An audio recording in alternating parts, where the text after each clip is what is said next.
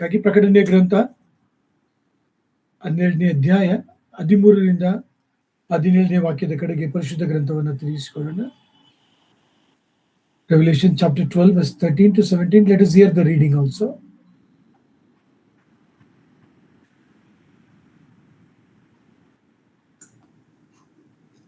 Sister Apeksha online join ಇಲ್ಲ brother. ಬೇರೆ ಯಾರು ಸಹೋದರಿಯರು ಓದಿ. ಸಿಸ್ಟರ್ ಅಂಬಿಕಾ ಪೂಜಾ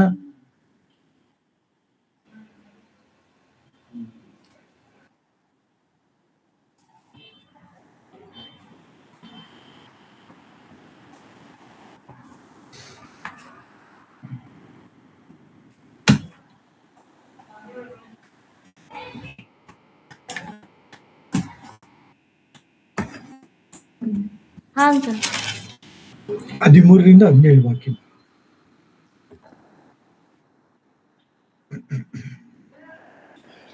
ಯಾವ ಅಧ್ಯಾಯ ಅಂತ? ಪ್ರಕಟಣೆ ಗ್ರಂಥ 12ನೇ ಅಧ್ಯಾಯ 13ರಿಂದ 17 ವಾಕ್ಯ.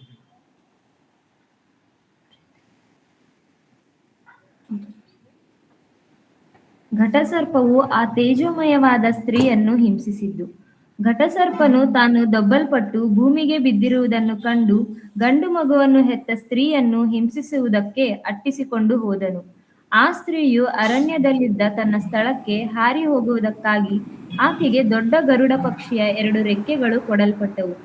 ಅಲ್ಲಿ 1 ಕಾಲ 2 ಕಾಲ ಅರ್ಧ ಕಾಲ ಸರ್ಪನ ಮುಖಕ್ಕೆ ಮರೆಯಾಗಿ ಪೋಷಣೆ ಹೊಂದುತ್ತಾಳೆ.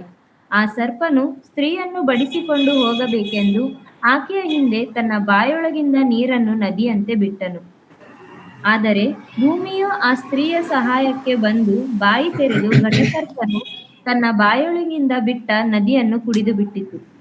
ಆಗ ಘಟಸರ್ಪನು ಸ್ತ್ರೀಯ ಮೇಲೆ ಕೋಪಿಸಿಕೊಂಡು ಆಕೆಯ ಸಂತಾನದವರಲ್ಲಿ ಉಳಿದವರ ಮೇಲೆ, ಅಂದರೆ ದೇವರ ಆಜ್ಞೆಗಳನ್ನು ಕೈಕೊಂಡು ನಡೆದು ಯೇಸುವಿನ ವಿಷಯವಾದ ಸಾಕ್ಷಿಯನ್ನು ಹೇಳಿರುವವರ ಮೇಲೆ ಯುದ್ಧ ಮಾಡುವುದಕ್ಕೆ ಹೊರಟು ಸಮುದ್ರ ತೀರದ ಮರಳಿನ ಮೇಲೆ ನಿಂತನು. ಓದಿದಂತ ವಾಕ್ಯ ಭಾಗವನ್ನು, ಓದಲಿರುವ ವಾಕ್ಯ ಭಾಗಗಳನ್ನು, ಧ್ಯಾನಿಸಲಿರ್ತಕ್ಕಂಥ ಆತ್ಮೀಯ ಪಾಠಗಳನ್ನು ಕರ್ತನು ನಮ್ಮೆಲ್ಲರಿಗೆ ಆಶೀರ್ವದಿಸಿಕೊಡಲಿ. ಪ್ರಿಯ ದೈವ ಜನರೇ, ಪ್ರಕಟಣೆ ಗ್ರಂಥ 12ನೇ ಅಧ್ಯಾಯ ಕೊನೆಯ ಭಾಗವನ್ನ ನಾವು ಧ್ಯಾನಿಸುತ್ತಿದ್ದೇವೆ. ಕಳೆದ ದಿನದ ಧ್ಯಾನದ ನಂತರ 12ನೇ ವಾಕ್ಯದಲ್ಲಿ ನಾವುಗಳು ಗಮನಿಸುವಾಗ, ಪರಲೋಕವೇ ಅದರಲ್ಲಿ ವಾಸ ಮಾಡುವವರೇ ಹರ್ಷಗೊಳ್ಳಿರಿ, ಭೂಮಿಯೇ ಸಮುದ್ರವೇ ನಿಮ್ಮ ದುರ್ಗತಿಯನ್ನು ಏನು ಹೇಳಲಿ, ಸೈತಾನನು ತನಗಿರುವ ಕಾಲವು ಸ್ವಲ್ಪವೆಂದು ತಿಳಿದು ಮಹಾರೌದ್ರವುಳ್ಳವನಾಗಿ ನಿಮ್ಮ ಕಡೆಗೆ ಇಳಿದು ಬಂದಿದ್ದಾನೆ ಎಂಬುದಾಗಿ ಹೇಳಿತು. 13ರಿಂದ 17ನೇ ವಾಕ್ಯವನ್ನ ನಾವು ಅರ್ಥ ಮಾಡಿಕೊಳ್ಳಬೇಕಾದರೆ 12ನೇ ವಾಕ್ಯದ 2ನೇ ಭಾಗವನ್ನ ನಾವು ಅರ್ಥ ಮಾಡಿಕೊಳ್ಳುವುದು ಬಹು ಅವಶ್ಯ. ಇಲ್ಲಿ ದೇವರಾತ್ಮನು ತಿಳಿಸುತ್ತಿದ್ದಾನೆ, ಸೈತಾನನು ತನಗಿರುವ ಕಾಲವು ಸ್ವಲ್ಪವೆಂದು ತಿಳಿದು. ಸೊ ಪ್ರಿಯರೇ, ಮೊದಲನೇದಾಗಿ ನಾವು ಅರ್ಥ ಮಾಡಿಕೊಳ್ಳಬೇಕಾದ ಸಂಗತಿ ಏನೆಂದರೆ, ಸೈತಾನನು ಪರಲೋಕದಿಂದ ದೊಬ್ಬಲ್ಪಟ್ಟನು. ಅವನು ದೊಬ್ಬಲ್ಪಡುವಾಗ ಅವನ ಸಂಗಡ ದೂತರುಗಳನ್ನು, ಅದು ಬಿದ್ದು ಹೋದ ದೂತರುಗಳನ್ನು ಕೂಡ ತನ್ನೊಂದಿಗೆ ಎಳೆದುಕೊಂಡನು. ಅವುಗಳ ಸಂಖ್ಯೆಯನ್ನು ಕೂಡ, ಭಾಗವನ್ನು ಕೂಡ ನಿಮ್ಮೊಂದಿಗೆ ಹಂಚಿಕೊಂಡಿದ್ದೇನೆ. ಈಗ ಅವನು ಏನು ಮಾಡುತ್ತಿದ್ದಾನೆ? ಅವನು ಮಹಾರೌದ್ರವುಳ್ಳವನಾಗಿ ತನ್ನನ್ನ ತೋರ್ಪಡಿಸಿಕೊಳ್ಳುತ್ತಿದ್ದಾನೆ. ಮಾತ್ರವಲ್ಲ, ದೇವರ ವಾಕ್ಯ ಬಹು ಸ್ಪಷ್ಟವಾಗಿ ತಿಳಿಸುತ್ತದೆ, ನಿಮ್ಮ ಕಡೆಗೆ ಇಳಿದು ಬಂದಿದ್ದಾನೆ. ನಿಮ್ಮ ಕಡೆಗೆ ಎಂಬುದಾಗಿ ನೋಡುವಾಗ ಯಹೂದ್ಯರ ಕಡೆಗೆ ಎಂಬುದಾಗಿ ಅರ್ಥ. ನಿಮ್ಮ ಕಡೆಗೆ ಎಂಬುದಾಗಿ ನೋಡುವಾಗ ಯಹೂದ್ಯರಲ್ಲಿ ರಕ್ಷಣೆ ಹೊಂದಿದಂತ ದೇವರ ಮಕ್ಕಳ ಕಡೆಗೆ. ಯಾಕೆಂದರೆ ಸಂಕಟ ಕಾಲ ಮತ್ತು ಮಹಾ ಸಂಕಟ ಕಾಲದಲ್ಲಿ ಸಭೆ ಈ ಭೂಮಿಯ ಮೇಲೆ ಇರುವುದಿಲ್ಲ. ಸಭೆ ಕರ್ತನ ಸಂಗಡ ಪರಲೋಕದಲ್ಲಿ ಇರುವಂತದ್ದಾಗಿದೆ. ಈಗ ಪರಲೋಕದಲ್ಲಿ ಸೈತಾನನ ಸ್ಥಾನ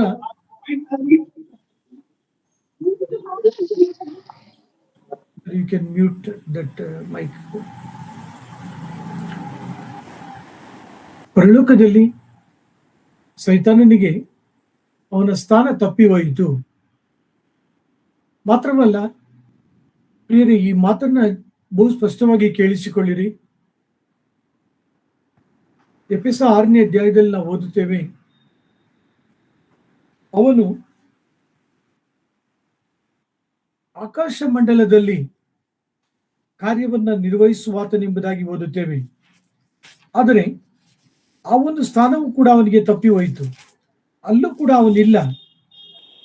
ದೇವರ ವಾಕ್ಯ ಬಹು ಸ್ಪಷ್ಟವಾಗಿ ಎಫೆಸ 6:12 ಅಂಧಕಾರದ ಲೋಕಾಧಿಪತಿಗಳ ಮೇಲೆಯೂ ಆಕಾಶ ಮಂಡಲದಲ್ಲಿರುವ ದುರಾತ್ಮಗಳ ಸೇನೆಯ ಮೇಲೆಯೂ ನಾವು ಹೋರಾಡುವವರಾಗಿದ್ದೇವೆ. ಈಗ ಅವನು ಆಕಾಶ ಮಂಡಲದಲ್ಲಿ ಇಲ್ಲ, ಅವನು ತಳ್ಳಲ್ಪಟ್ಟಿದ್ದಾನೆ, ಅವನು ಭೂಮಿಗೆ ಬಂದಿದ್ದಾನೆ.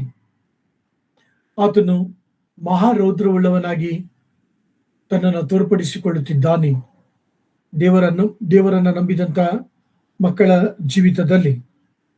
ಪ್ರಿಯರೇ, ಈ ಒಂದು ವಾಕ್ಯದ ಒಳಗಡೆ ನಾವು ಧ್ಯಾನ ಮಾಡುವುದಕ್ಕೆ ಮುಂಚಿತವಾಗಿ ಇಸ್ರೇಲರನ್ನ ಕುರಿತು ಕೆಲವು ಅಂಶಗಳನ್ನು ನಿಮ್ಮ ಗಮನಕ್ಕೆ ತರಲು ಬಯಸುತ್ತೇನೆ.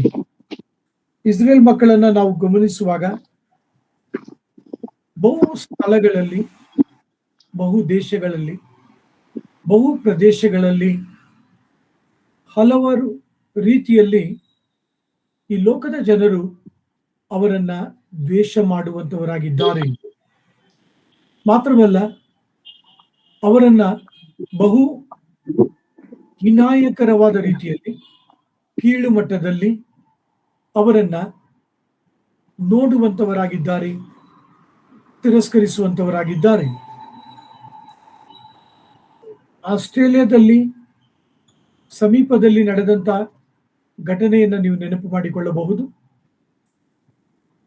ಅವರು ಎಸ್ತರಳ ಹಬ್ಬದಲ್ಲಿ ಸೂಚಿಸಲ್ಪಟ್ಟಂತ ಹಬ್ಬವನ್ನ ಆಚರಿಸುವ ಸಲುವಾಗಿ ಅನೇಕ ಯಹೂದ್ಯರು ನೆರೆದಿದ್ದರು. ಒಬ್ಬ ತಂದೆ ಮತ್ತು ಅವನ ಮಗ ಬಂದೂಕನ್ನು ತೆಗೆದುಕೊಂಡು ಸುಡಲು ಪ್ರಾರಂಭಿಸಿದರು. ಈ ಒಂದು ಸಂಗತಿಯನ್ನ ಗಮನದಲ್ಲಿಟ್ಟುಕೊಳ್ಳಿ. ಅನೇಕ ಸಂಗತಿಗಳನ್ನ ನಿಮ್ಮ ಗಮನಕ್ಕೆ ತರುತ್ತಿದ್ದೇನೆ.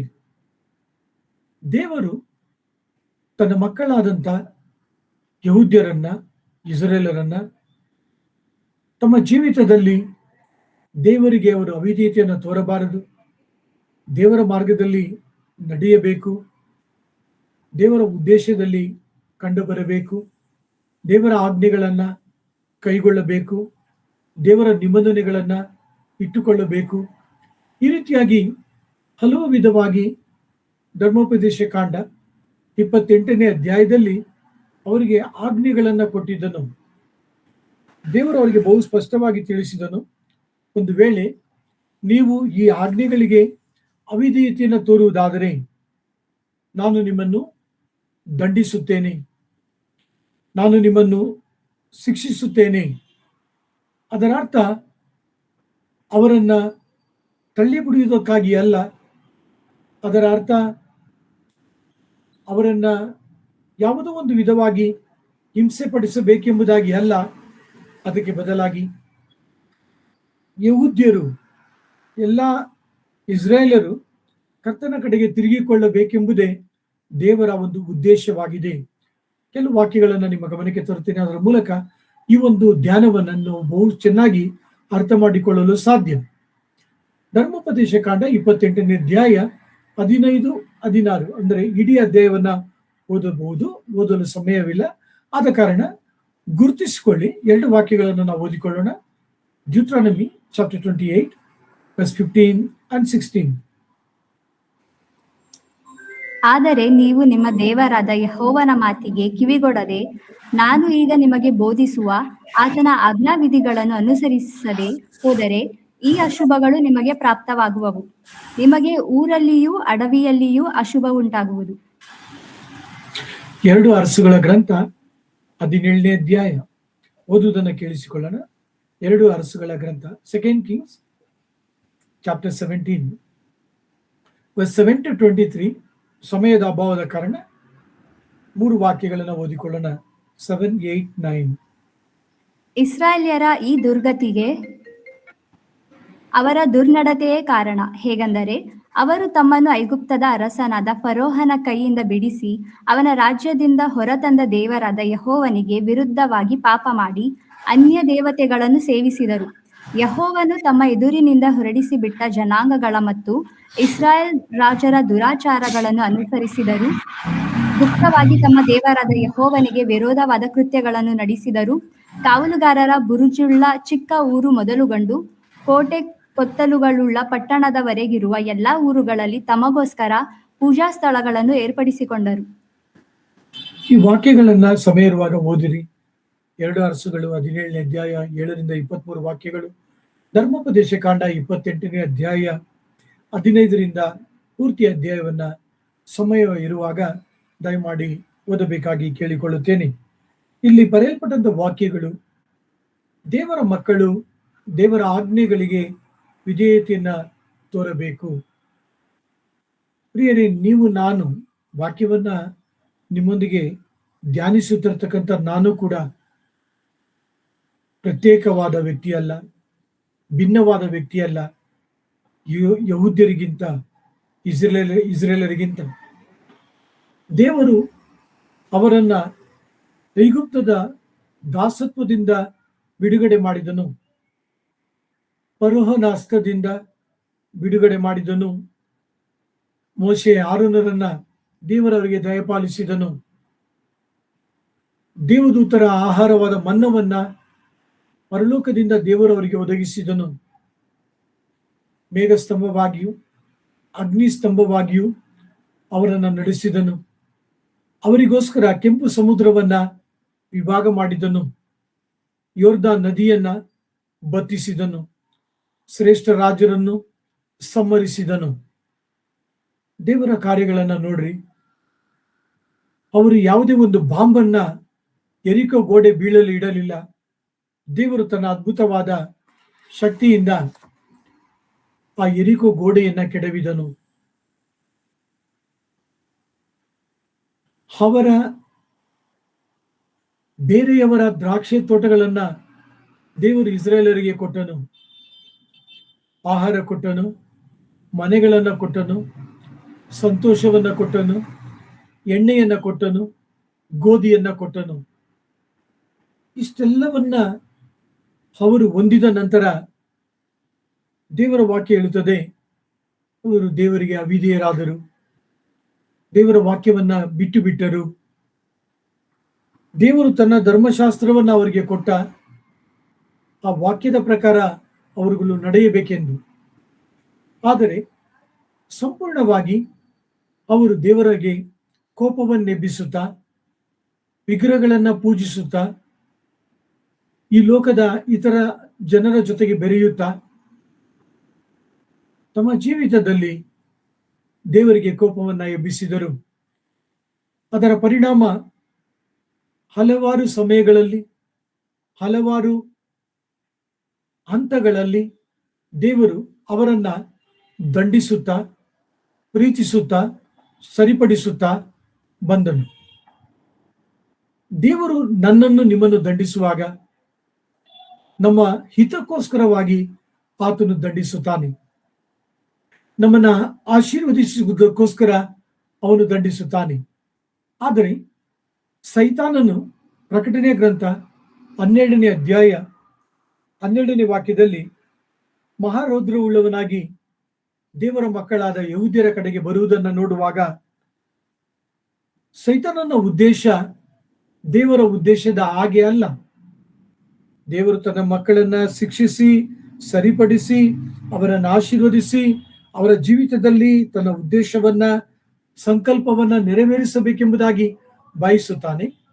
ಆದರೆ ಸೈತಾನನು ಸಂಪೂರ್ಣವಾಗಿ ದೇವರ ಮಕ್ಕಳು ನಿರ್ನಾಮವಾಗಬೇಕೆಂಬುದಾಗಿ ಬಯಸುವಾತನಾಗಿದ್ದಾನೆ.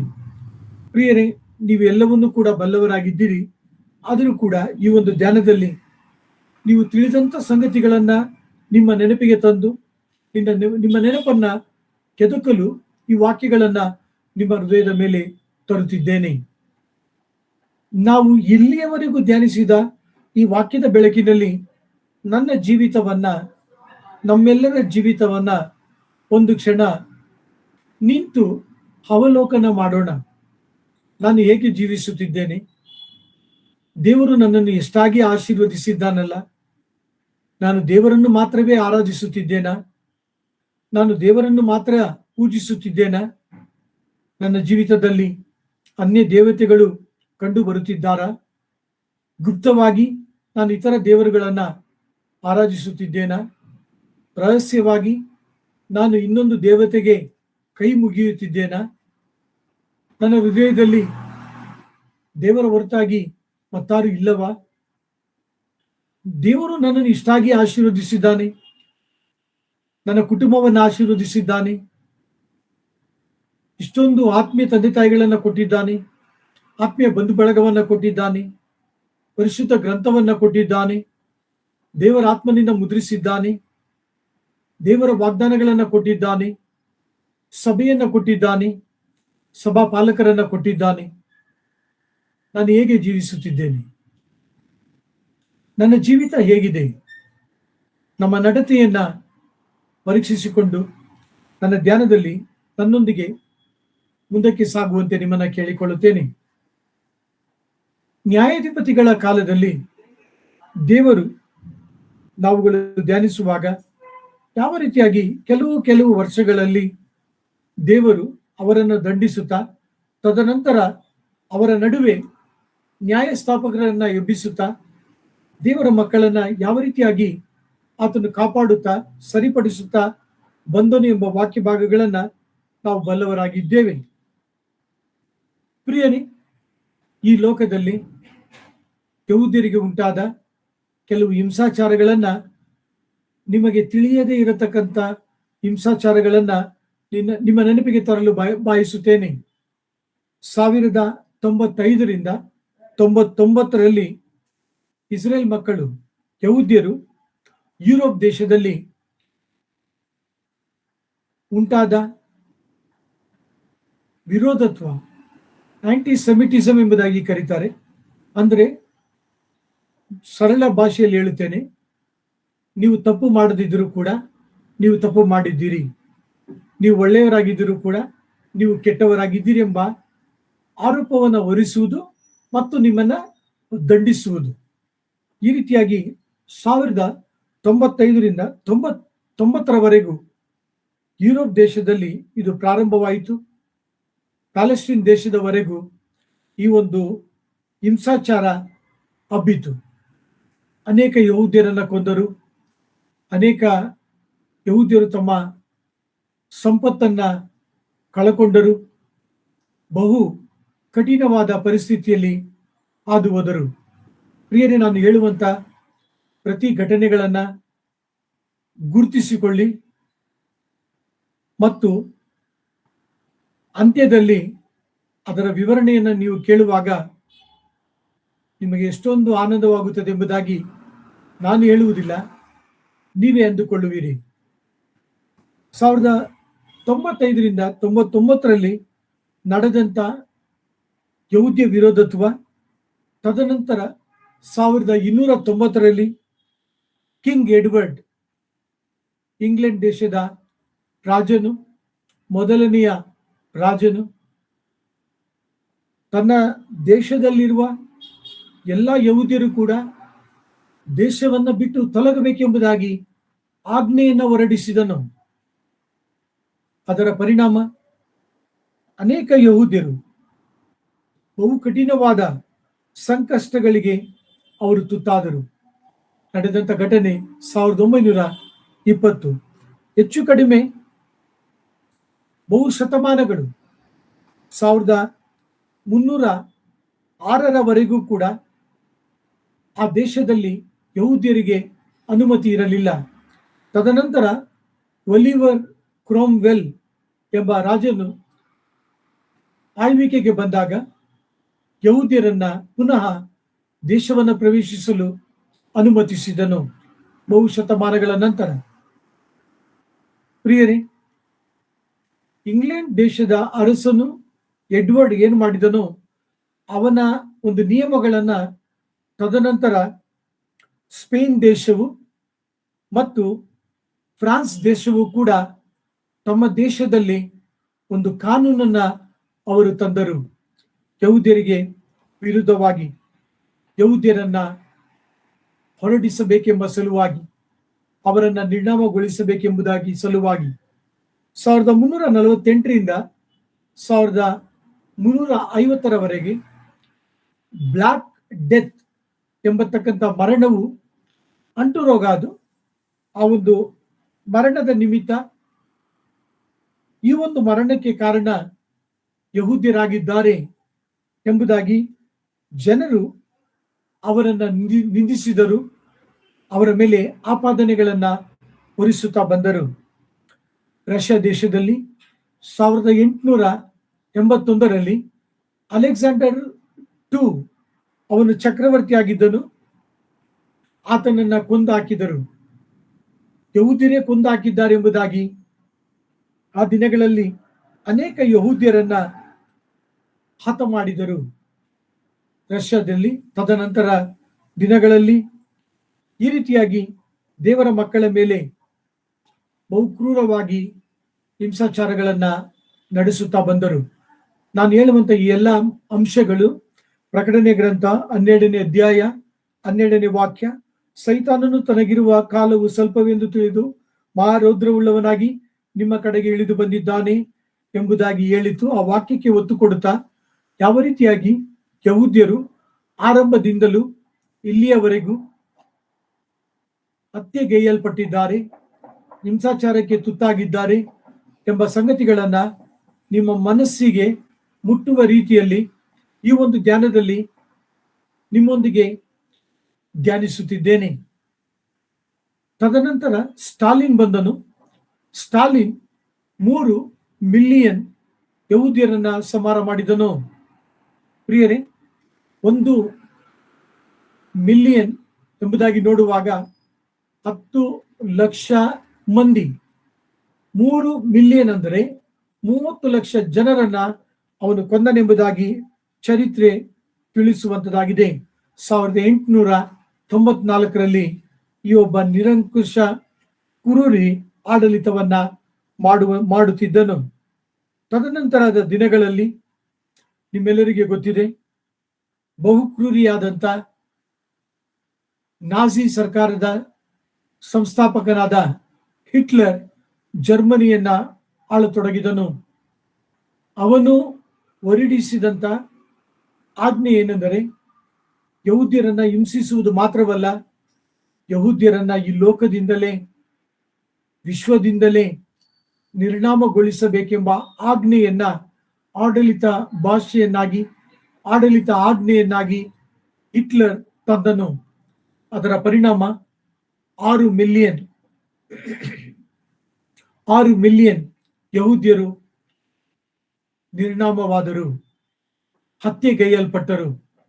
ಪ್ರಿಯರೇ, 6 ಮಿಲಿಯನ್ ಅಂದ್ರೆ 60 ಲಕ್ಷ ಯಹೂದ್ಯರು ಹತ್ಯಾಕಾಂಡಗೈಯಲ್ಪಟ್ಟರು. ಸಾಧಾರಣವಾದ ಸಂಖ್ಯೆ ಅಲ್ಲ. ಇದರ ಮುಕ್ತಾಯ ನಿಂತು ಹೋಗುತ್ತದಾ? ಇಲ್ಲ.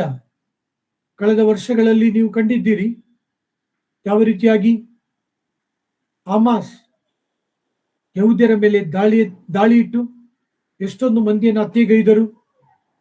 ಎಷ್ಟು ದಿನಗಳ ಕಾಲ ಇಸ್ರೇಲ್ ಯುದ್ಧ ಮಾಡಿತೆಂಬ ಸಂಗತಿಗಳನ್ನ ನೀವು ಬಲ್ಲವರಾಗಿದ್ದೀರಿ. ನಾನು ಪ್ರಾರಂಭದಲ್ಲಿ ನಿಮಗೆ ಹೇಳಿದೆ, ಈ ರೀತಿಯಾಗಿ ಇಸ್ರೇಲರು ಹತ್ಯೆಗೊಳಗಾದರು, ಹಿಂಸಿಸಲ್ಪಟ್ಟರು. ದೇವರ ವಾಕ್ಯ ಏನು ಹೇಳುತ್ತದೆ?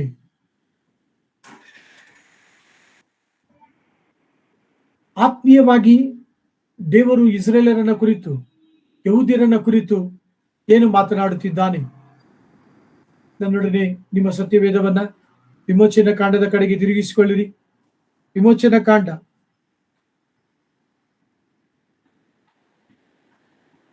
3ನೇ ಅಧ್ಯಾಯ. ನೀವೆಲ್ಲರೂ ಕೂಡ ಈ ವಾಕ್ಯ ಭಾಗವನ್ನ ಬಹು ಬಲ್ಲವರಾಗಿದ್ದೀರಿ. ನಿಮ್ಮ ನೆನಪನ್ನ ಕೆದಕುವ ಸಲುವಾಗಿ ಮಾತ್ರವೇ ಈ ವಾಕ್ಯಗಳನ್ನು ತರುತ್ತಿದ್ದೇನೆ. ದಯಮಾಡಿ ನಿಮ್ಮ ಸತ್ಯವೇದಗಳನ್ನ ಒಂದು ವೇಳೆ ಇಲ್ಲದೆ ಹೋದರೆ ಕೇಳಿಸಿಕೊಳ್ಳಿ, ಇರುವುದಾದರೆ ಗಮನಿಸಿರಿ. ವಿಮೋಚನ ಕಾಂಡ 3ನೇ ಅಧ್ಯಾಯ 3ರಿಂದ 10 ವಾಕ್ಯಗಳು ಓದುವುದನ್ನು ಕೇಳಿಸಿಕೊಳ್ಳೋಣ. Exodus chapter 3 verse 3 to 10.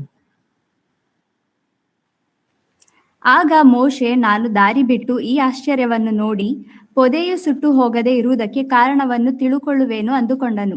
ನೋಡುವುದಕ್ಕೆ ಅವನು ದಾರಿ ಬಿಟ್ಟದ್ದನ್ನು ಯೆಹೋವನು ಕಂಡನು. ದೇವರು ಆ ಪೊದೆಯೊಳಗಿಂದ, ಮೋಶೆಯೇ, ಮೋಶೆಯೇ ಎಂದು ಕರೆದನು. ಅದಕ್ಕವನು, ಇಗೋ ಇದ್ದೇನೆ ಅಂದನು. ದೇವರು ಅವನಿಗೆ, ನೀನು ಹತ್ತಿರ ಬರಬೇಡ, ನಿನ್ನ ಕಾಲಿನ ಕೆರಗಳನ್ನು ತೆಗೆದುಹಾಕು, ನೀನು ನಿಂತಿರುವ ಸ್ಥಳವು ಪರಿಶುದ್ಧ ಭೂಮಿ ಎಂದು ಹೇಳಿದನು. ಅದಲ್ಲದೆ ಆತನು, ನಾನು ನಿನ್ನ ತಂದೆಯ ದೇವರು, ಅಬ್ರಹಾಮನ ದೇವರು, ಇಸಾಕನ ದೇವರು, ಯಾಕೋಬನ ದೇವರು ಅಂದಾಗ ಮೋಶೆ ದೇವರನ್ನು ನೋಡುವುದಕ್ಕೆ ಭಯಪಟ್ಟು ಮುಖವನ್ನು ಮುಚ್ಚಿಕೊಂಡನು. ಆಗ ಯೆಹೋವನು, ಐಗುಪ್ತ ದೇಶದಲ್ಲಿರುವ ನನ್ನ ಜನರ ದುರವಸ್ಥೆಯನ್ನು ನೋಡಿದ್ದೇನೆ. ಬಿಟ್ಟಿ ಮಾಡಿಸುವವರ ವಿಷಯದಲ್ಲಿ ಅವರು ಇಟ್ಟ ಮೊರೆಯು ನನಗೆ ಕೇಳಿಸಿತು. ಅವರ ದುಃಖವನ್ನೆಲ್ಲ ನಾನು ಬಲ್ಲೆನು. ಆದ ಕಾರಣ ಅವರನ್ನು ಐಗುಪ್ತರ ಕೈಯೊಳಗಿಂದ ತಪ್ಪಿಸುವುದಕ್ಕೂ ಆ ದೇಶದಿಂದ ಬಿಡಿಸಿ ಹಾಲು ಜೇನು ಹರಿಯುವ ವಿಸ್ತಾರವಾದ ಒಳ್ಳೆ ದೇಶಕ್ಕೆ, ಅಂದರೆ ಕಾನಾನ್ಯರು, ಹಿತ್ತಿಯರು, ಅಮೋರಿಯರು, ಪೆರಿಜಿಯರು, ಹಿವ್ವಿಯರು, ಯಬೂಸಿಯರು ವಾಸವಾಗಿರುವ ದೇಶಕ್ಕೆ ನಡೆಸಿಕೊಂಡು ಹೋಗುವುದಕ್ಕೂ ಇಳಿದು ಬಂದಿದ್ದೇನೆ. ಈಗ ಕೇಳು, ಇಸ್ರಾಯೇಲ್ಯರ ಕೂಗು ನನಗೆ ಮುಟ್ಟಿತು. ಐಗುಪ್ತರು ಅವರಿಗೆ ಕೊಡುವ ಉಪದ್ರವವನ್ನು ನಾನು ನೋಡಿದ್ದೇನೆ. ಆದ್ದರಿಂದ ನನ್ನ ಜನರಾಗಿರುವ ಇಸ್ರಾಯೇಲ್ಯರನ್ನು ಐಗುಪ್ತ ದೇಶದಿಂದ ಹೊರಗೆ ಬರಮಾಡುವುದಕ್ಕೆ ನಿನ್ನನ್ನು ಫರೋಹನ ಬಳಿಗೆ ಕಳುಹಿಸುತ್ತೇನೆ, ಬಾ ಅಂದನು. ಪ್ರಿಯರೇ, ಈ ವಾಕ್ಯದ ವಿವರಣೆಯನ್ನು ಅರ್ಥ ಮಾಡಿಕೊಳ್ಳಿರಿ. ಆ ಪೊದೆ ಉರಿಯುತ್ತಿದೆ. ಆ ಪೊದೆ ಮತ್ತಾರು ಅಲ್ಲ, ಇಸ್ರಾಯೇಲರಾಗಿದ್ದಾರೆ. ಆ ಪೊದೆ ಉರಿಯುತ್ತಿದೆ, ಆದರೆ ಆ ಪೊದೆ ಸುಟ್ಟು ಹೋಗಲಿಲ್ಲ. ಆ ಪೊದೆಯ ನಡುವೆ ಮಹೋನ್ನತನಾದ ದೇವರು ಇದ್ದನು. ಈ ಒಂದು ವಾಕ್ಯ ಭಾಗದ ಮೂಲಕ ನಿಮ್ಮ ಗಮನಕ್ಕೆ, ನನ್ನ ಗಮನಕ್ಕೆ ತಿಳಿದುಕೊಳ್ಳತಕ್ಕಂಥ ಆತ್ಮೀಯ ಪಾಠವೇನೆಂದರೆ, ಇಸ್ರೇಲರನ್ನ ಯಾರೂ ಕೂಡ ನಿರ್ನಾಮಗೊಳಿಸಲು ಸಾಧ್ಯವಿಲ್ಲ. ಯಹೂದ್ಯರನ್ನ ಯಾರೂ ಕೂಡ ಸಂಪೂರ್ಣವಾಗಿ ಇಡೀ ವಿಶ್ವದಿಂದ ತೆಗೆದುಹಾಕಲು ಸಾಧ್ಯವಿಲ್ಲ. ಯಾಕೆಂದ್ರೆ ಇಸ್ರೇಲಿನ ನಡುವೆ ದೇವರಿದ್ದಾನೆ.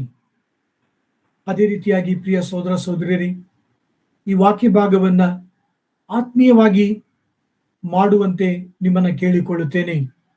ನೀವು ದೇವರನ್ನ ನಂಬಿರುವುದಾದರೆ, ಕರ್ತನಾದ ಯೇಸು ಕ್ರಿಸ್ತನನ್ನ ಸ್ವಂತ ರಕ್ಷಕನಾಗಿ ಸ್ವೀಕರಿಸಿಕೊಂಡಿರುವುದಾದರೆ, ನೀವು ದೇವರ ಮಕ್ಕಳಾಗಿದ್ದೀರಿ. ಇಮ್ಯಾನುವೇಲನಾದ ದೇವರು ನಿಮ್ಮೊಂದಿಗಿದ್ದಾನೆ. ಈ ಲೋಕದಲ್ಲಿ ನೀವು ಜೀವಿಸುವಾಗ, ಈ ಲೋಕದಲ್ಲಿ ಆತನ ಸಾಕ್ಷಿಗಳಾಗಿ ನೀವು ನಿಂತುಕೊಳ್ಳುವಾಗ, ಯಾವ ಶಕ್ತಿಗಳು ಕೂಡ ನಿಮ್ಮನ್ನು ಅಳಿಸಲು ಸಾಧ್ಯವಿಲ್ಲ, ಧ್ವಂಸ ಮಾಡಲು ಸಾಧ್ಯವಿಲ್ಲ. ಯಾಕೆಂದರೆ ನಿಮ್ಮ ವಿಮೋಚಕನು ನಿಮ್ಮೊಳಗಿದ್ದಾನೆ, ನಿಮ್ಮ ನಡುವೆ ಇದ್ದಾನೆ. ಇಸ್ರೇಲ್ ಮಕ್ಕಳು ಹಾದು ಹೋದಂತ ಈ ಒಂದು ಸಂಕಟ ಕಾಲವನ್ನ ಕುರಿತು ಯೆರೆಮೀಯನು ತನ್ನ ಪ್ರವಾದನೆಯಲ್ಲಿ ಇದು ಯಾಕೋಬನ ಸಂಕಟ ಎಂಬುದಾಗಿ ಯೆರೆಮೀಯ 30ನೇ ಅಧ್ಯಾಯ 7ನೇ ವಾಕ್ಯದಲ್ಲಿ ತಿಳಿಸುತ್ತಿದ್ದಾನೆ. ಕರ್ತನಾದ ಯೇಸು ಕ್ರಿಸ್ತನು ಮತ್ತಾಯ 24:21 ಈ ರೀತಿಯಾದಂಥ ಸಂಕಟ ಮುಂದೆ ಆಗುವುದೇ ಇಲ್ಲ, ಆ ರೀತಿಯಾದಂಥ ಸಂಕಟವನ್ನ ಯಹೂದ್ಯರು ಎದುರಿಸುತ್ತಾರೆ ಎಂಬುದಾಗಿ ಯೇಸು ಸ್ವಾಮಿ ತನ್ನ ಮಾತಿನಲ್ಲಿ ತಿಳಿಸಿದ್ದಾನೆ. ಈ 2 ಮಾತುಗಳನ್ನ ಓದಿಕೊಳ್ಳೋಣ. ಯೆರೆಮೀಯ 30ನೇ ಅಧ್ಯಾಯ 7ನೇ ವಾಕ್ಯ, ಮತ್ತಾಯ 24ನೇ ಅಧ್ಯಾಯ 21ನೇ ವಾಕ್ಯ.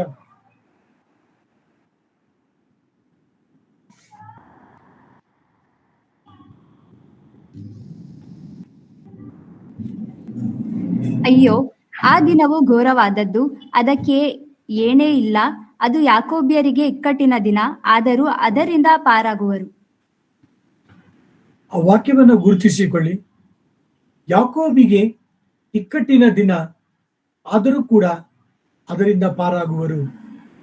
ಪ್ರಿಯ ದೈವಜನರೇ, ಲೋಕದಲ್ಲಿ ಹಿಂಸೆ ಉಂಟು, ಧೈರ್ಯವಾಗಿರಿ. ನಾನು ಲೋಕವನ್ನು ಜಯಿಸಿದ್ದೇನೆಂಬುದಾಗಿ ಸ್ವತಃ ನಮ್ಮ ಕರ್ತನಾದ ಯೇಸು ಕ್ರಿಸ್ತನು ತಿಳಿಸಿದ್ದಾನೆ.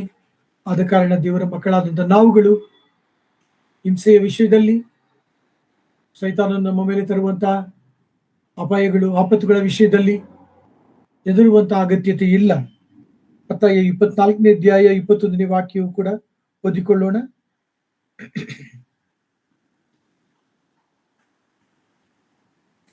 Matthew's Gospel, chapter 24, verse 21.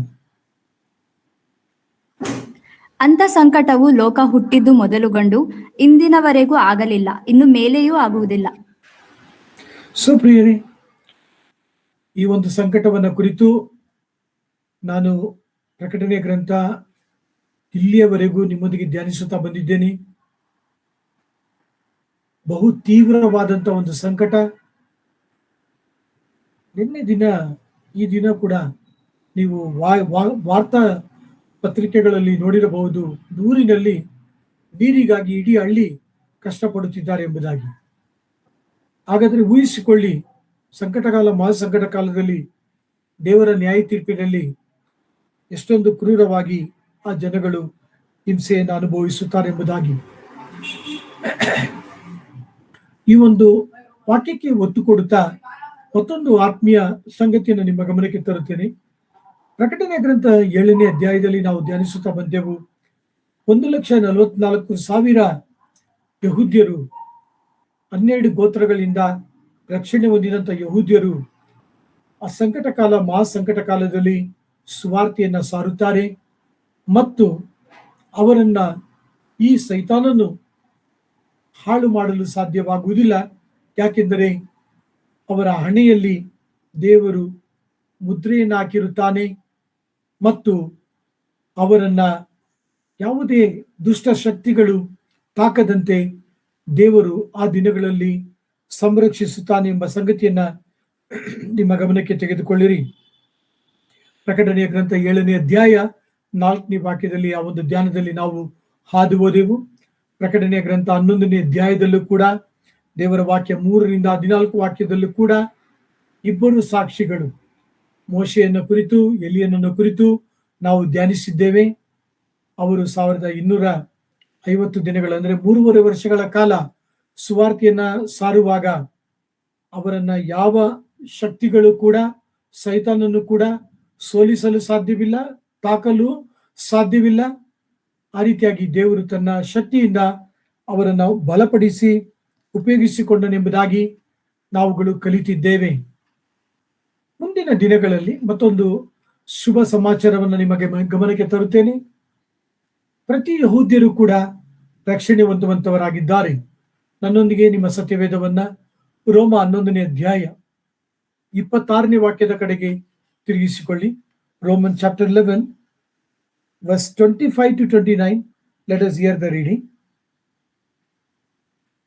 ರೋಮ 11 25ರಿಂದ 29 ವಾಕ್ಯಗಳು. ಓದುವುದನ್ನು ಕೇಳಿಸಿಕೊಳ್ಳೋಣ. ಸಹೋದರರೇ, ನಿಮ್ಮನ್ನು ನೀವೇ ಬುದ್ಧಿವಂತರೆಂಬುದಾಗಿ ಎಣಿಸಿಕೊಳ್ಳದಂತೆ ಇದುವರೆಗೆ ಗುಪ್ತವಾಗಿದ್ದ ಒಂದು ಸಂಗತಿ ನಿಮಗೆ ತಿಳಿದಿರಬೇಕೆಂದು ಅಪೇಕ್ಷಿಸುತ್ತೇನೆ. ಅದೇನೆಂದರೆ, ಇಸ್ರಾಯೇಲ್ಯರಲ್ಲಿ ಒಂದು ಪಾಲು ಜನರಿಗೆ ಉಂಟಾದ ಮೊಂಡತನವು ಯಾವಾಗಲೂ ಇರದೆ ಅನ್ಯ ಜನಗಳ ಸಮುದಾಯವು ದೇವರ ರಾಜ್ಯದಲ್ಲಿ ಸೇರುವ ತನಕ ಮಾತ್ರ ಇರುವುದು. ಆಮೇಲೆ ಇಸ್ರಾಯೇಲ್ ಜನವೆಲ್ಲ ರಕ್ಷಣೆ ಹೊಂದುವುದು. ಇದಕ್ಕೆ ಆಧಾರವಾಗಿ ಶಾಸ್ತ್ರದಲ್ಲಿ, ಬಿಡಿಸುವವನು ಚೀಯೋನಿನೊಳಗಿಂದ ಹೊರಟು ಬಂದು ಯಾಕೋಬನಲ್ಲಿರುವ ಭಕ್ತಿಹೀನತೆಯನ್ನು ನಿವಾರಣೆ ಮಾಡುವನು. ನಾನು ಅವರ ಸಂಗಡ ಮಾಡಿಕೊಂಡ ಈ ಒಡಂಬಡಿಕೆಯು ನಾನು ಅವರ ಪಾಪಗಳನ್ನು ಪರಿಹರಿಸುವಾಗ ನೆರವೇರುವುದು ಎಂದು ಬರೆದದು. ರೋಮ 11ನೇ ಅಧ್ಯಾಯ 11ನೇ ಅಧ್ಯಾಯ ಸಂತ ಪೌಲರು ಯಹೂದ್ಯರನ್ನ ಕುರಿತು ಮಾತನಾಡುತ್ತಾರೆ. 26ನೇ ವಾಕ್ಯದಲ್ಲಿ ಅಲ್ಲಿ ಪೌಲರು ಒಂದು ಮರ್ಮವನ್ನ ಬಯಲುಪಡಿಸುತ್ತಾರೆ. ಆ ಮರ್ಮ ಏನೆಂದರೆ, ಎಲ್ಲಾ ಯಹೂದ್ಯರು ರಕ್ಷಣೆ ಹೊಂದುತ್ತಾರೆ. ಒಂದು ಯಹೂದ್ಯನು ಕೂಡ ಕೈ ಬಿಡಲ್ಪಡುವುದಿಲ್ಲ. ಪ್ರತಿ ಯಹೂದ್ಯರು ಕೂಡ ಮುಂದಿನ ದಿನಗಳಲ್ಲಿ ರಕ್ಷಣೆ ಹೊಂದುವಂತವರಾಗಿದ್ದಾರೆ. ಮಾತ್ರವಲ್ಲ, ದೇವರು ತನ್ನ ರಾಜ್ಯವನ್ನ ಸ್ಥಾಪಿಸುವಾತನಾಗಿದ್ದಾನೆ. ಹೋಶೇಯ 2ನೇ ಅಧ್ಯಾಯ ವಾಕ್ಯವನ್ನು ಓದಿಕೊಳ್ಳೋಣ. 14ನೇ ವಾಕ್ಯದಿಂದ 23 ವಾಕ್ಯಗಳು. Hosea chapter 2 verse 14 till 23. Chapter ಅಂಕಲ್ Chapter 2 ವರ್ಸ್ 14 till 23. ಆಹಾ, ನಾನು ಅವಳನ್ನು ಒಲಿಸಿ ಅಡವಿಗೆ ಕರಕೊಂಡು ಹೋಗಿ ಅವಳೊಂದಿಗೆ ಹೃದಯಾಂಗಮವಾಗಿ ಮಾತಾಡುವೆನು. ಅವಳ ದ್ರಾಕ್ಷಿಯ ತೋಟಗಳನ್ನು ಅಲ್ಲಿರುವಾಗಲೇ ಅವಳಿಗೆ ಹಿಂದಕ್ಕೆ ಕೊಡುವೆನು. ಆಕೋರಿನ ತಗ್ಗನ್ನೇ ಅವಳ ಸುಖ ನಿರೀಕ್ಷೆಗೆ ದ್ವಾರವನ್ನಾಗಿ ಮಾಡುವೆನು. ಯೌವನದಲ್ಲಿ ಐಗುಪ್ತ ದೇಶದೊಳಗಿಂದ ಹೊರಟು ಬಂದ ದಿನದಲ್ಲಿ ಇದ್ದಂತೆ ಅಲ್ಲಿ ಒಲುಮೆಯಿಂದಿರುವಳು. ಯೆಹೋವನು ಇಂತೆನ್ನುತ್ತಾನೆ, ಆ ಕಾಲದಲ್ಲಿ ನೀನು ನನ್ನನ್ನು ಇನ್ನೂ ಬಾಳಿ ಅನ್ನದೆ ಈಶಿ ಅನ್ನುವಿ. ನಾನು ಬಾಳ್ ದೇವತೆಗಳ ಹೆಸರುಗಳನ್ನು ನಿನ್ನ ಬಾಯೊಳಗಿಂದ ತೊಲಗಿಸುವೆನು, ಅವುಗಳನ್ನು ಇನ್ನೂ ಎತ್ತದಿರುವಿ. ಆ ಕಾಲದಲ್ಲಿ ನಾನು ನನ್ನ ಜನರಿಗಾಗಿ ಭೂಜಂತುಗಳಿಗೂ ಆಕಾಶ ಪಕ್ಷಿಗಳಿಗೂ ನೆಲದ ಕ್ರಿಮಿಕೀಟಗಳಿಗೂ ನಿಬಂಧನೆ ಮಾಡಿ ವಿಧಿಸಿ, ಬಿಲ್ಲು ಕತ್ತಿ ಕಾಳಗಗಳನ್ನು ದೇಶದಲ್ಲಿ ನಿಲ್ಲದಂತೆ ಧ್ವಂಸಪಡಿಸಿ ನನ್ನ ಜನರು ನಿರ್ಭಯವಾಗಿ ವಾಸಿಸುವಂತೆ ಮಾಡುವೆನು. ನಾನು ನಿನ್ನನ್ನು ಶಾಶ್ವತವಾಗಿ ವರಿಸುವೆನು. ಹೌದು, ನೀತಿ, ನ್ಯಾಯ, ಪ್ರೀತಿ, ದಯೆಗಳಿಂದ ನಿನ್ನನ್ನು ವರಿಸುವೆನು. ನಾನು ನಿನ್ನನ್ನು ನಂಬಿಕೆಯಿಂದ ವರಿಸಲು ನೀನು ಯೆಹೋವನಾದ ನನ್ನನ್ನು ತಿಳಿದುಕೊಳ್ಳುವಿ. ಯೆಹೋವನು ಇಂತೆನ್ನುತ್ತಾನೆ, ಆ ಕಾಲದಲ್ಲಿ ನಾನು ಒಲುಮೆ ತೋರಿಸುವೆನು. ಬೇಡುವ ಆಕಾಶಕ್ಕೆ ನಾನು ಒಲಿಯಲು, ಬೇಡುವ ಭೂಮಿಗೆ ಅದು ಒಲಿಯುವುದು. ಬೇಡುವ ಧಾನ್ಯ, ದ್ರಾಕ್ಷಾರಸ, ತೈಲಗಳಿಗೆ ಭೂಮಿಯು ಒಲಿಯುವುದು. ಬೇಡುವ ಇಜ್ರೇಲಿಗೆ ಅವು ಒಲಿಯುವವು. ನಾನು ದೇಶದಲ್ಲಿ ಇಜ್ರೇಲನ್ನು ನನಗಾಗಿ ಬಿತ್ತುಕೊಳ್ಳುವೆನು. ಲೋರು ಹಾಮಳಿಗೆ ವಾತ್ಸಲ್ಯವನ್ನು ತೋರಿಸುವೆನು. ಲೋ ಅಮ್ಮಿಗೆ ನೀನು ನನ್ನ ಪ್ರಜೆಯೇ ಎಂದು ಹೇಳುವೆನು. ಅವರು ನನ್ನನ್ನು ನನ್ನ ದೇವರೇ ಎಂದು ಭಜಿಸುವರು. ನಿಮಗೆ ಸಮಯ ಇರುವಾಗ ಓದ್ರಿ ದಾನಿಯೇಲನ ಪ್ರವಾದನೆ ಗ್ರಂಥ 12ನೇ ಅಧ್ಯಾಯ. ಪ್ರಿಯರೇ, ಹೋಶಿಯ 2ನೇ ಅಧ್ಯಾಯ 14ರಿಂದ 23 ವಾಕ್ಯಗಳಲ್ಲಿ ದೇವರು ಬಹು ಸ್ಪಷ್ಟವಾಗಿ ಯಾವ ರೀತಿಯಾಗಿ ಪುನಃ ಇಸ್ರೇಲನ್ನ ವರಿಸುತ್ತಾನೆ, ರಾಜ್ಯವನ್ನ ಕೊಡುತ್ತಾನೆ, ಯಾವ ರೀತಿಯಾಗಿ ಪುನಃ ಪ್ರೀತಿಸುತ್ತಾನೆ ಎಂಬುದಾಗಿ ಬಹು ಸ್ಪಷ್ಟವಾಗಿ ದೇವರು ಈ ವಾಕ್ಯ ಭಾಗದಲ್ಲಿ ವರ್ಣಿಸುವಾತನಾಗಿದ್ದಾನೆ. ಸೊ ಇಲ್ಲಿ ಒಂದು ಆತ್ಮೀಯ ಪಾಠವನ್ನ ನಿಮ್ಮ ಹೃದಯದ ಮೇಲೆ ತರಲು ಬಯಸುತ್ತೇನೆ. ನಿಮ್ಮ ಪ್ರತಿ ದಿನದ ಪ್ರಾರ್ಥನೆಯ ಜೀವಿತದಲ್ಲಿ ಯಹೂದ್ಯರಿಗೋಸ್ಕರವಾಗಿ ಪ್ರಾರ್ಥಿಸಿರಿ. ದೇವರ ಪ್ರವಾದನೆಗಳು, ದೇವರ ವಾಗ್ದಾನಗಳು ಯಹೂದ್ಯರ ಜೀವಿತದಲ್ಲಿ ನೆರವೇರುವಂತೆ ನಿಮ್ಮ ಪ್ರಾರ್ಥನೆಗಳಲ್ಲಿ ಪ್ರಾರ್ಥಿಸಿರಿ. ಪ್ರಿಯರೇ, ನೀವು ನಾನು ಕತ್ತರಿಸಲ್ಪಟ್ಟಂತ ಕೊಂಬೆಗಳು. ನೀವು ನಾನು ಕಾಡು ಕೊಂಬೆಗಳು. ರೋಮ 11ನೇ ಅಧ್ಯಾಯದಲ್ಲಿ ನಾವು ಅದನ್ನು ಓದ್ತೇವೆ. ಆದರೆ ಇಸ್ರೇಲ್ ಅದು ಸ್ವಾಭಾವಿಕವಾದ ಒಲಿವ ಮರ. ಕತ್ತರಿಸಲ್ಪಟ್ಟಂತ ಕೊಂಬೆಗಳಾದ ನಮ್ಮನ್ನು ದೇವರು ಸ್ವಾಭಾವಿಕವಾದ ಒಲಿವ ಮರದಲ್ಲಿ ಕಸಿ ಮಾಡಿದ್ದಾನೆ, ಜೋಡಿಸಿದ್ದಾನೆ. ಆದ ಕಾರಣ ಪ್ರಿಯ ಸಹೋದರ ಸಹೋದರಿಯರೇ, ನೀವು ನಾನು ಗರ್ವ ಪಡಬಾರದು ಎಂಬುದಾಗಿ ಸಂತ ಪೌಲರು ರೋಮ 11ನೇ ಅಧ್ಯಾಯದಲ್ಲಿ ಎಚ್ಚರಿಸುತ್ತಾರೆ. ಅದಕ್ಕೆ ಬದಲಾಗಿ ಬಹುದೀನತೆಯಿಂದ ಯಹೂದ್ಯರ ರಕ್ಷಣೆಗೋಸ್ಕರವಾಗಿ ನಮ್ಮ ವೈಯಕ್ತಿಕ ಜೀವಿತದಲ್ಲಿ ಪ್ರಾರ್ಥಿಸೋಣ. ದಾನಿಯೇಲನ ಪ್ರವಾದನೆಯ ಗ್ರಂಥದಲ್ಲಿ ತಿಳಿಸಲ್ಪಟ್ಟಂತಹ ಸಂಕಟ ಕಾಲ ಮತ್ತು ಮಹಾಸಂಕಟ ಕಾಲದ ಘಟನೆಗಳು, ಯೆರೆಮೀಯನ ಪ್ರವಾದನೆಯಿಂದ ಯಾಕೋಬನ ಸಂಕಟವನ್ನ ಕುರಿತು ಮಾತನಾಡಿದಂಥ ವಾಕ್ಯಗಳು, ಕರ್ತನಾದ ಯೇಸು ಕ್ರಿಸ್ತನು ಮತ್ತಾಯ ಬರೆದ ಸುವಾರ್ತೆ 24ನೇ ಅಧ್ಯಾಯದಲ್ಲಿ ಸಂಕಟ ಕಾಲದಲ್ಲಿ ಜರುಗುವಂತ ಎಲ್ಲ ಘಟನೆಗಳು, ಅದರ ವಿವರಗಳು ಬಹು ಸ್ಪಷ್ಟವಾಗಿ ಒಂದಕ್ಕೊಂದು ಹೊಂದಿಕೊಳ್ಳುತ್ತಾ ತಾಳೆಯಾಗುತ್ತಾ ನಮ್ಮೊಂದಿಗೆ ಈ ದಿನಗಳಲ್ಲಿ ಬಹು ಸವಿವರವಾಗಿ ತನ್ನ ವಾಕ್ಯದ ಮೂಲಕ ದೇವರು ಮಾತನಾಡುತ್ತಿದ್ದಾನೆ. ಆದ ಕಾರಣ ಪ್ರಿಯ ಸಹೋದರ ಸಹೋದರಿಯರೇ, ನೀವು ನಾನು ನಮ್ಮ ಆತ್ಮೀಯ ಜೀವಿತದಲ್ಲಿ ದೇವರ ವಾಕ್ಯವನ್ನ ಅಧಿಕವಾಗಿ ಓದೋಣ. ದೇವರ ವಾಕ್ಯಕ್ಕೆ ಅಧಿಕವಾದ ಪ್ರಾಮುಖ್ಯತೆಯನ್ನು ಕೊಡೋಣ.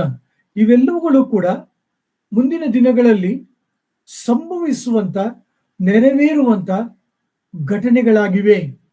ಆದ ಕಾರಣ ನೀವು ನಾನು ಎಚ್ಚರಿಕೆಯ ಜೀವಿತ, ಸಿದ್ಧಗೊಂಡಂತ ಜೀವಿತ, ಮೊದಲಿಂಗನನ್ನ ಎದುರು ನೋಡುವ ಜೀವಿತ, ಆಜ್ಞಾಘೋಷದ ಧ್ವನಿಯನ್ನ ಕೇಳಿಸಿಕೊಳ್ಳುವ ಜೀವಿತ, ಮೇಲಿನವುಗಳ ಮೇಲೆ ಮನಸ್ಸಿಟ್ಟು ಜೀವಿಸುವಂತ ಜೀವಿತದ ಕಡೆಗೆ ನಾವು ಮುಂದಕ್ಕೆ ಸಾಗೋಣ. ಕರ್ತನು ಯಾವಾಗ ಬೇಕಾದರೂ ಬರಬಹುದು, ಅಥವಾ ಕರ್ತನು ನಮ್ಮನ್ನ ತನ್ನ ಮನೆಗೆ ಕರೆಯಬಹುದು, ಅಥವಾ ನಮ್ಮ ಗಳಿಗೆ ಬಂದಿರಬಹುದು. ಆತನ ಮನೆಗೆ ನಾವು ಹೋಗಲು ನಾವು ಸಿದ್ಧರಿದ್ದೇವಾ? ಈ ಘಟನೆಗಳನ್ನ ನಾವು ನಂಬುತ್ತೇವಾ? ಈ ಬರೆಯಲ್ಪಟ್ಟಂತ ವಾಕ್ಯಗಳು ಮುಂದಿನ ದಿನಗಳಲ್ಲಿ ನೆರವೇರುತ್ತದೆ. ಕ್ರಿಸ್ತ ವಿರೋಧಿ ಕಾಣಿಸಿಕೊಳ್ಳುತ್ತಾನೆ. ಆತನು ದೇವರ ಮಕ್ಕಳಿಗೆ ವಿರುದ್ಧವಾಗಿ ಬಹುಬಲವಾಗಿ ಮಹಾರೌದ್ರವುಳ್ಳವನಾಗಿ ಎದುರಿಸಲು ಬರುತ್ತಾನೆ. ಈ ಘಟನೆಗಳನ್ನ ಕುರಿತು ನಮಗೆ ಸ್ಪಷ್ಟತೆ ಇದೆಯಾ? ಈ ವಾಕ್ಯಗಳ ಮೂಲಕ ನಾವು ನಮ್ಮನ್ನು ಎಚ್ಚರಿಸಿಕೊಳ್ಳುತ್ತೇವಾ? ಈ ವಾಕ್ಯಗಳ ಮೂಲಕ ನಾವು ಇತರರನ್ನ ಪ್ರೋತ್ಸಾಹಪಡಿಸುತ್ತೇವಾ? ಅವರಿಗೂ ಕೂಡ ಈ ವಾಕ್ಯಗಳನ್ನ ತಿಳಿಸಿ ಹೇಳುತ್ತೇವಾ? ನಮ್ಮ ಜೀವಿತವನ್ನ ಪರೀಕ್ಷಿಸಿಕೊಳ್ಳಿರಿ. ದೇವರಾತ್ಮನು ತಾನೆ, ನೀವು, ನಾನು, ದೇವರ ಮಕ್ಕಳೆಲ್ಲರೂ ಕೂಡ ಈ ಸಂಗತಿಗಳನ್ನ ನಮ್ಮ ಮನಸ್ಸಿನಲ್ಲಿಟ್ಟುಕೊಂಡು ಧ್ಯಾನಿಸುತ್ತಾ ಇತರರೇ ಕೂಡ ನಾವು ಈ ಸಂಗತಿಗಳನ್ನು ತಿಳಿಸುವಾಗ ಒಂದು ವೇಳೆ ದೇವರು ಅವರನ್ನು ಕೂಡ ದೈವ ಕೋಪದಿಂದ, ನ್ಯಾಯ ತೀರ್ಪಿನಿಂದ, ಯಜ್ಞದ ಕುರಿಯಾದ ತನ್ನ ಮುಖದಿಂದ ಕಾಪಾಡಬಹುದು. ನಿಮ್ಮ ನನ್ನ ಕರ್ತವ್ಯ ಬೆಂಕಿಯ ಬಾಯೊಳಗಿಂದ ಕೆಲವರನ್ನ ಎಳೆದು ರಕ್ಷಿಸುವಂತ ಜೀವಿತ ಸೇವೆಯನ್ನ ಮಾಡುವಂತೆ ಕರ್ತನು ನಿಮಗೆ, ನನಗೆ, ತಮ್ಮೆಲ್ಲರಿಗೆ ತನ್ನ ಅಪಾರವಾದ ಕೃಪೆಯನ್ನ ದಾಯಪಾಲಿಸಲಿ. ಪ್ರಿಯ ದೈವಜನರೇ, ನನ್ನ ಧ್ಯಾನವನ್ನು ಮುಂದಕ್ಕೆ ತೆಗೆದುಕೊಂಡು ಹೋಗುತ್ತಾ ಈ ವಾಕ್ಯ ಭಾಗದಲ್ಲಿ ಸೈತಾನನು ಈ 7 ವರ್ಷಗಳ ಉಪದ್ರವ ಕಾಲದಲ್ಲಿ, ಪ್ರಾರಂಭದ ವರ್ಷಗಳಲ್ಲಿ ಆತನು ಯಹೂದ್ಯರೊಂದಿಗೆ ಒಡಂಬಡಿಕೆಯನ್ನು ಮಾಡಿಕೊಳ್ಳುತ್ತಾನೆ. ಶಾಂತಿಯನ್ನು ಉಂಟು ಮಾಡುತ್ತೇನೆ ಎಂಬುದಾಗಿ ಒಡಂಬಡಿಕೆಯನ್ನು ಮಾಡಿಕೊಳ್ಳುತ್ತಾನೆ. ಅದನ್ನು ಕುರಿತು ಪ್ರಕಟಣೆ ಗ್ರಂಥ 6ನೇ ಅಧ್ಯಾಯದಲ್ಲಿ ನಿಮ್ಮೊಂದಿಗೆ ಧ್ಯಾನಿಸಿದ್ದೇನೆ. ತದನಂತರ 3.5 ವರ್ಷಗಳ ನಂತರ ಆತನು ಆ ಮಾಡಿಕೊಂಡಂತ ಒಡಂಬಡಿಕೆಯನ್ನ ಮುರಿದು ಬಿಡುತ್ತಾನೆ. ಮುರಿದು ಬಿಟ್ಟ ನಂತರ ಈ ವಾಕ್ಯ ಭಾಗದಲ್ಲಿ ತಿಳಿಸುವಂತ 3 ವಿರೋಧಗಳನ್ನ ಯಹೂದ್ಯರ ಮೇಲೆ ಆತನು ತೋರ್ಪಡಿಸಲು, ಅಥವಾ 3 ವಿಧವಾಗಿ ಯಹೂದ್ಯರನ್ನ ತಾಕಲು ಆತನು ಈ ವಾಕ್ಯ ಭಾಗದಲ್ಲಿ ಮುಂದಕ್ಕೆ ಸಾಗುವಾತನಾಗಿದ್ದಾನೆ. ಮೊದಲನೆಯ ವಿರೋಧತ್ವ 13ನೇ ವಾಕ್ಯದಿಂದ 14ನೇ ವಾಕ್ಯದಲ್ಲಿ ನಾವು ಧ್ಯಾನಿಸುವಂತವರಾಗಿದ್ದೇವೆ. ಕರ್ತನ ಚಿತ್ತವಿರುವುದಾದರೆ ನಮ್ಮ ಧ್ಯಾನವನ್ನು ಮುಂದಕ್ಕೆ ತೆಗೆದುಕೊಂಡು ಹೋಗೋಣ. ಕರ್ತನ ಕೃಪೆ ನಿಮ್ಮೆಲ್ಲರೊಂದಿಗಿರಲಿ. ದೇವರ ನಾಮಕ್ಕೆ ಸ್ತೋತ್ರವಾಗಲಿ.